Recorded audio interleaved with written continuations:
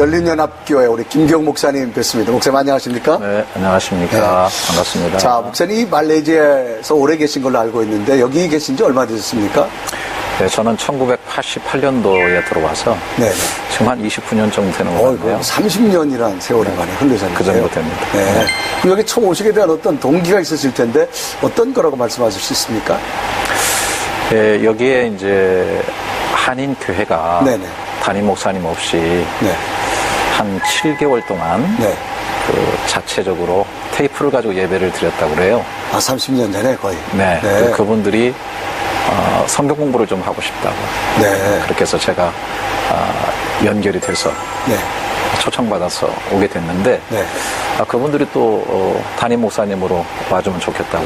제가 그때 성경 공부를 참 잘 인도했던가 봅니다. 아, 글쎄 말이에요. 네. 아, 성경 공부 인도하시다가 네. 담임 목사님 초청할 정도니까. 네. 그렇게 해서 네. 있게 됐습니다. 아, 오직. 그럼 목사님 들어오실 때도 거의 뭐 이민사회 초창기 정도 되지 않았나요? 그렇다고 볼 수도 있겠죠. 네네. 그 이후에는 이제 지사들이 설립이 되면서 네네. 지사 요원들이 좀 들어와서 네네. 한 교민들이 한 600, 700 정도 됐던 그때 시절에? 네, 제가 네. 들어오게 됐습니다. 그리고 이제 목사님 들어와서 처음에 이제 그럼 청빙 받으신 거네요? 얼마나 그렇게 성경 됐죠. 공부를 잘 가르치셨습니까? 네. 자, 그럼 거기서 이제 그럼 첫 목회를 시작하게 됐는데 그 교회 어떤 지나온 역사를 한번 잠깐 좀 말씀해 주실까요? 네, 그게 이제 연합교회입니다. 네네. 한인 연합교회인데 와서 사실은 저도 뭐 한 3, 4년 네네. 정도 이제 경험 쌓고 네. 국내로 들어가려고 생각했는데 와서 참 목회가 재밌었습니다. 네. 그리고 또 선교지고 네네. 그래서 뭐 하나님의 은혜로 열심히 네. 하다 보니까 교회도 잘 성장을 하고 그렇게 해서 10년 사역을 했습니다. 네. 하고 장로님 3분 세우고 네네. 그런데 이제 아무래도 회계권이다 보니까 네. 영적 고갈도 오고 네. 그 당시에는 뭐 인터넷도 없고 그렇죠. 정보가 거의 없었을 때니까 그래서 안식년을 좀 가져야 되겠다. 안식년? 네. 그래서 10년 만에 안식년을 제가 갖게 된 것이죠. 네. 네. 그래서 이제 미국의 네. 고든 코널이라는 그 신학교에 가서 네네. 공부를 하고 1999년입니다. 그게. 네네. 들어와서 2000년도에 바로 이 자리 교회를 제가 지게 됐습니다. 아, 그래, 건축을. 뭐, 건축하시면서 뭐, 재미난 이야기 또 은혜되는 이야기 있으신가요? 제가 있던 그 지역이 네네. 시내 중심가이긴 하지만은 그 옆에 큰 하천이 흐르고 있었어요. 네. 비가 많이 오면 그 하천이 범람을 하는 거예요. 왜냐하면 이제 시내 공사를 많이 하니까 네. 진흙 같은 것들이 밑에 이제 하상에 귀해가지고 네. 물이 자꾸 범람을 하다 보니까 뭐 홍수를 얼마나 많이 만났는지 몰라요. 그 교회가 뭐 피아노도 둥둥 떠다니고 의자도 네. 떠다니고 냉장고도 떠다니고 그래서 이제 교인들이 건축을 하자. 네. 한 번은 이제 감사절기에 네네. 그 여기 산이 있습니다. 겐팅이라고 하는 산에 올라가서 이제 예배를 드렸는데 네. 예배 드리는 도중에 폭우가 쏟아져가지고 교회 마당에 파킹해놓고 간 모든 차가 다 잠겨지게 된 거예요. 이야. 네, 그래서 그때 이제 교인들이 충격을 받고 네. 교회를 건축하자. 그렇게 해서 학교 부지인 이 자리를 저희들이 사가지고 건축을 하게 된 건데 그래서 하여튼 뭐 해외 교회 조그만 교회였지만은 교인들이 아주 기도하면서 열심을 다해가지고 건축 헌금을 하게 된 거죠. 그러면 지금 이곳에서 오서 10년 전에 개척하고 10년 후에 이제 교회 건축을 하시게 되잖아요. 네. 그러면 건축하고 나서 한 19년 정도 지금 흘르신 건가요? 지금까 시간이?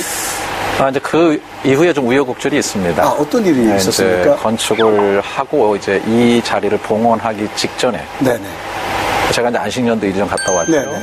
또 교회 건축도 했죠. 네. 목회 위기가 있지 않겠습니까?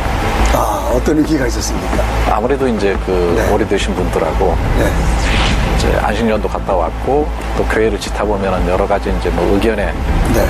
그 좀 충돌이 있었던 것 같아요. 네. 제가 이제 목회 초년생이었기 때문에 그런 것들을 잘 컨트롤을 했어야 되는데 네. 저는 또 제 고집이 또 이제 있다 보니까 네. 제가 원하는 스타일로 이제 이끌어가기를 원했고 네. 이제 그러다 보니까 너무 좀 힘들었죠. 네. 그래서 결국은 제가 2001년도에 이 교회를 사임하고 이제 나오게 됩니다. 교회 봉헌식을 앞두고. 봉헌식을 앞두고. 그럼 봉헌식도 못 하셨나요? 못했습니다. 봉헌식도 못하고 떠나는 목사님 심정, 참 저도 어떤 거라고 짐작이 되는데, 목사님 그때 심정 어떠셨겠습니까? 제가 만물의 찌꺼기 같이 되었다. 네. 사실 목회자에게는 명예가 중요하지 않습니까? 네, 그렇죠. 사실은 그때 좀 처절했습니다. 네. 그러니까 제가 나가서 한인 목회가 다시 형성이 되게 되면 네. 상당히 그 어떤 파워를 그렇게 느낀 것 같아요. 그래서 네. 저를 여기서 완전히 내보낼 생각을 많이 했던 것 같습니다. 그 네. 당시에. 네, 그러다 보니까 저에 대한 음해, 네. 그 억울한 그런 네. 얘기들. 물론 제가 이제 부족한 건 맞습니다. 그래서 뭐 성격적인 면에서나 또 인간관계에서나 이런 면에서는 이제 부족한 게 많기 때문에 그건 다 옳은데 네. 그러나 또 그 중에는 또 제가 하지 않은 일들, 그렇죠. 치명적인 거 이런 네. 것들이 음해성으로 이 교민 작은 사회에 네. 너무 막 유포가 됐어요. 네. 그래서 사람들 만나기가 두려울 정도로 네. 한 3년을 제가 거의 숨어 다닌 것 같습니다. 네. 그러면서 그때 생각을 했죠. 아, 이거는 빠져나올 수 있는 터널이 아니고 네. 끝없이 처박히는 굴속이 되지 않겠는가. 네. 내가 과연 살아남을 수 있겠는가. 네.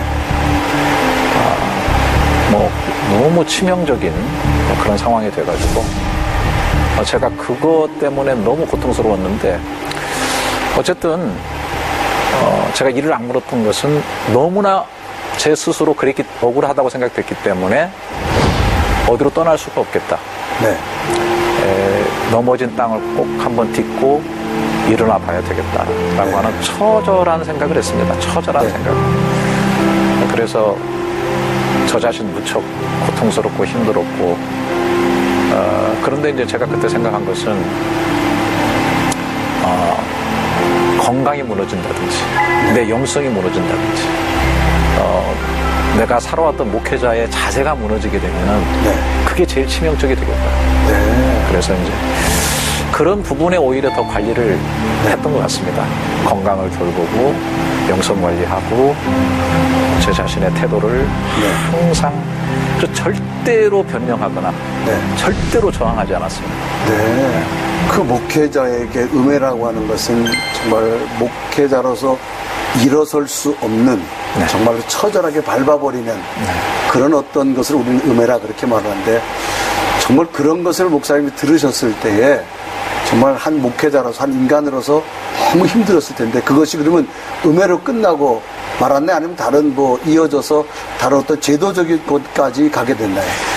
제도적인 거 있었죠. 그러니까 네. 제 음해 막 한 가지만 말씀드린다면 네. 이제 예를 들어서 홍수가 났다고 제가 말씀을 드렸지 않습니까?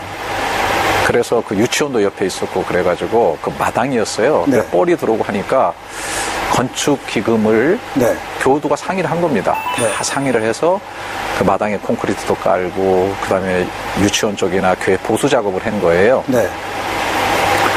근데 이제 소문이 그렇게 나는 거죠. 성전 건축 기금을 유용했다. 맞죠? 근데 그렇게만 얘기하면 제가 건축 기금을 갖다 개인적으로 유용한다라고 들 수 있는 거죠. 네. 그러니까 그런 소문이 뭐 얼마나 요즘 세상에 얼마나 소문이 빠르게 유포되고 네. 또 심각하게 유포됩니까? 네. 사실 제가 교회 기금을 네. 단돈 뭐 1불이라도 만약에 유용에다 썼다면 그건 네. 정확하게 나와 있는 거기 때문에 그러겠죠. 제가 오늘날까지 이렇게 살 수가 없었을 겁니다. 그럴 겁니다. 근데 그런 건 아니었는데 계속 그런 루머가 퍼지는 거죠. 그리고 이제 사실은 제가 어느 교단에 있었는데 이제 제가 이렇게 나와가지고 교회를 하게 되니까 이제 사실 고발이 들어간 거예요. 교단에. 교단에. 네. 그래서 재판을 했습니다. 네. 그래서 제가 징계를 받고 면직을 받았습니다. 아, 면직을요? 그거 왜 그랬냐면 교회 분리를 주도한 자는 헌법에 네. 면직이 되도록 돼 있더라고요. 네. 전 몰랐습니다. 그런 것도. 뭐 밖에서 살았으니까 제가 그걸 어떻게 네. 알았겠어요? 근데 이제 하여튼 모든 이용할 수 있는 방법을 다 이용해서 저를 완전히 이제 근데 그걸 사실 유무를 정확히 판단해 보지 않고 그렇게 면직을 줍니까? 거기에 이제 다 재판을 했지만은 네. 증거는 없었어요. 하지만 심정적이라는 말을 썼죠. 네. 심정적으로. 실제적으로 교회를 하고 있었고 그러나 뭐 제가 주도적으로 사실 한 건 아니거든요. 네. 그런데도 이제 일단은 그렇게 될 수밖에 없는 상황으로 네. 몰고 갔다고 봐야 되겠죠. 네. 저는 이제 밖에서만 쭉 살았고 네. 교단도 제가 잘 모르고 네. 노예 활동도 제가 안 했고 네. 그러니까 법적으로 제가 뭐 상식도 제대로 없고 네. 그래서 그냥 뭐 당연히 그렇게 된 겁니다. 그래서 이제 고통을 많이 받았고 그러다가 이제 그 다른 교단에서 저를 다 조사하고 네. 이제 저를 정식 멤버로 받아주고.